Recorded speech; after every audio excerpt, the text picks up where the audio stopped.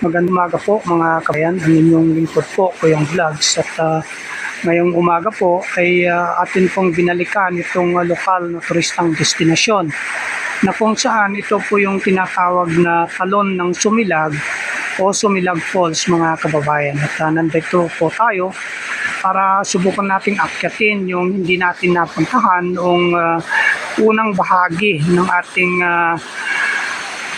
pagbabahagi nitong Sumilag Falls noong nakaraan nating vlog mga kababayan. At ito nga po, nandito na naman tayo para subukan nating akyatin yung ikalawang palapag o yung kung saan naroon yung pinakamalaking bahagi nitong talon ng Sumilag Falls mga kababayan. At samahan niyo po ako at sama-sama nating akyatin itong parte ng Sumilag Falls na kung saan doon natin makikita yung pinakamalaking bahagi nitong talon at subukan din nating tignan mga kababayan kung yun nga po doon sa binabagsakan ng talon mula doon sa ibabaw na yung babagsakan ng tubig sa may bandang ibaba ay subukan nating tignan kung may malaking balon doon sa kanyang binabagsakan mga kababayan. Tara po, atin na pong akyatin mga kababayan.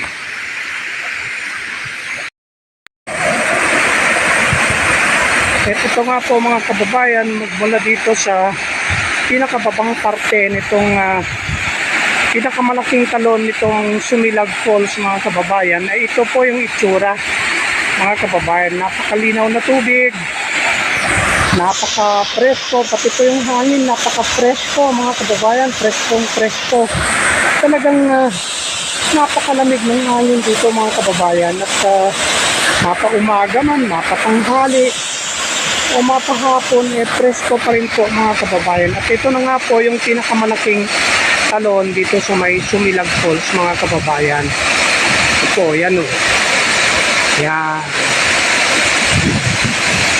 At magmula dyan, sa may bandang taas mga kababayan, atin pong titingnan hanggang doon sa may pinakamataas na parte mga kababayan. Ganyan po siya katarik mga kababayan.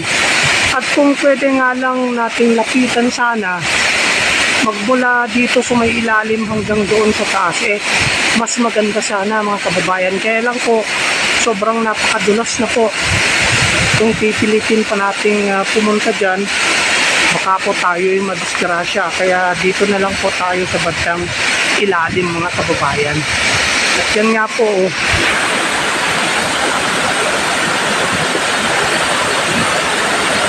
yung inyong nakikita dyan sa may video mga kababayan, ayun parang may patad siya doon mga kababayan.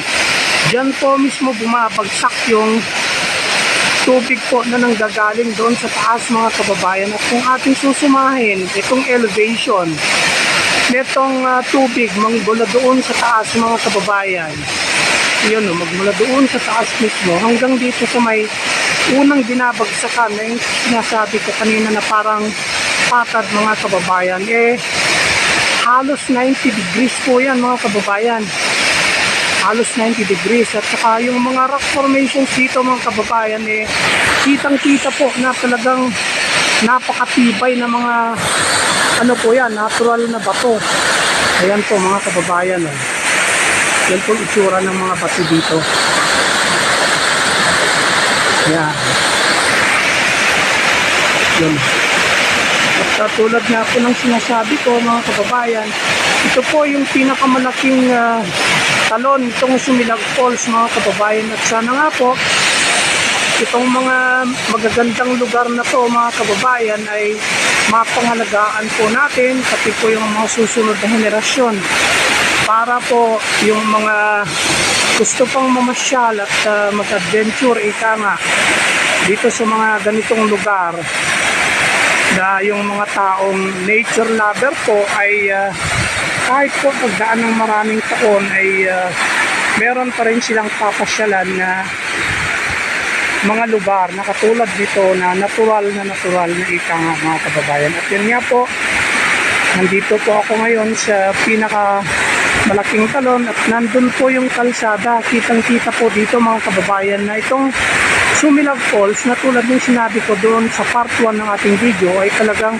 napaka-accessible po mga kababayan. Mula sa bayan, itong lugar namin papunta po dito ay napakalapit lang po. At kung kayo nga po ay maglalakad, ito nga po ay mga 30 hanggang 45 minutos lang po kung kayo ay maglalakad. At kung kayo naman ay sasakay, mga 10 minuto lang po ay nandito na po kayo mula sa pinakasentro. At ito nga po, bukod dito sa may talon mga kababayan, ay ito pa, makikita pa ninyo dito yung mga kahoy o kaya itong kagubatan na talagang hindi pa masyadong nagagalaw ng tao mga kababayan. Ibig sabihin, virgin forest po mga kababayan. Ayan o, nakapaligid.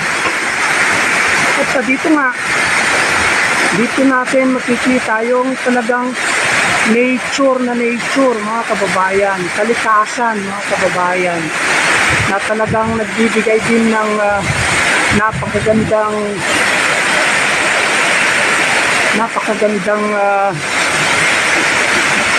isipan, kaya nagpapapresko ng isipan at damdamin kung tayo po ay nakapamasyal dito sa mga ganitong tanawin mga kababayan. Ayan.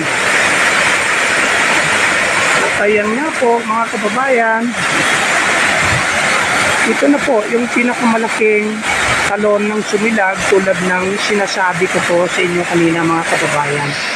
At abangan po ninyo yung ating pangatlong bahagi o part 3 nitong pagbabahagi natin ng Sumilag Falls mga kababayan, ay susubukan po natin puntahan doon sa pinakaibabaw nitong bundok at ating aalamin kung saan po talaga magsisimula o nagmumula yung kanyang tubig at kung bakit mga po ganito na lang kalaki yung tubig nitong balon ng Sumilag mga kababayan.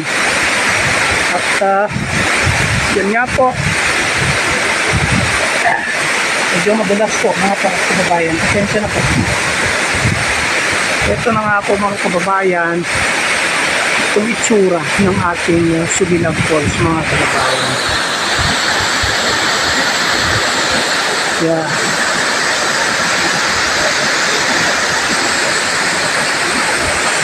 At iniulit ko po mga kababayan, abangan po ninyo yung pangatlong bahagi o part 3 nitong ating pagbabahagi nitong lokal na turistang destinasyon dito sa amin, na kung saan ito po yung tinatawag na Sumilag Falls mga kababayan. At ngayon nga po ay bababa na po tayo para mapuntahan na natin doon sa gilid ng kalsada yung ating motorsiklo mga kababayan para makauwi na po mga kababayan. At sana po nakapagbigay na naman ako ng konting kaalaman at impormasyon sa umagang ito, at palambing lang po sana na kung inyo pong nagustuhan itong vlog natin ay mangyari po sana na magpalambing lang po ako na kung pwede pakisubscribe, like and share at hit na din ng notification bell para po yung mga susunod nating mga pagbabahagi ay inyo pong mapapanood ng sa tamang oras at sa tamang panahon mga kababayan. At yun lang po, muli po salamat po sa inyong panonood at sana po pagpalain po tayo ng buong may kapal. At sana po patuloy po nating tangkilikin itong mga magagandang tanawin dito sa ating kalikasan mga kababayan. Muli po, ang inyong lingkod, Kuyong Vlogs. Pagpalain po sana tayo ng buong may kapal. At bye-bye sa inyong lahat mga kababayan. Muli sa ating pagkikita. Salamat po.